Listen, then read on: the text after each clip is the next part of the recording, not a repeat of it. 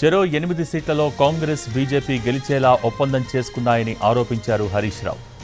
రేవంత్ బీజేపీలో చేరతారని ఆ పార్టీ నేతలు చెబుతుంటే సీఎం ఎందుకు ఖండించడం లేదన్నారు. రాష్ట్రం దివాళా తీసిందని ముఖ్యమంత్రి చెబితే పెట్టుబడులు వస్తాయా అని ప్రశ్నించారు.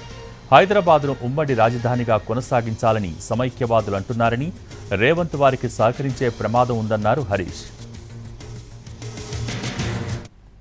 విషయంలో ఫెయిల్ అయిపోయి ఇవాళ బీజేపీతో అంతర్గత ఒప్పందం పెట్టుకున్నారు. కాంగ్రెస్ పార్టీ ఇవాళ రాష్ట్రంలో 8 సీట్లలో కాంగ్రెస్ గెలిచే విధంగా బీజేపీ సహకరిస్తుంది, మరో 8 సీట్లలో బీజేపీ గెలిచే విధంగా కాంగ్రెస్ సహకరిస్తుంది. విషయాలు ప్రజలకు అర్థమైనవి. రెండు పార్టీలకు ప్రజలు బుద్ధి చెప్తారు.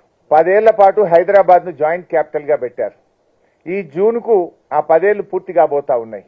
మళ్ళీ జాయింట్ క్యాపిటల్ని ఎక్స్టెండ్ చేయాలని ఇప్పటికే ఆంధ్రప్రదేశ్ నుంచి స్టార్ట్ అయింది. రేపు దాన్ని గట్టిగా అడ్డుకోవాలన్నా, పార్లమెంట్లో గొంతు విప్పి మాట్లాడాలంటే అది బీఆర్ఎస్ పార్టీతో సాధ్యమవుతుంది. ఇవాళ రేవంత్ రెడ్డి గారికి ఆంధ్రాలో ఆయన మూలాలు ఉన్నాయి. ఆయన మళ్ళీ వాళ్ళకి సహకరించే ప్రమాదం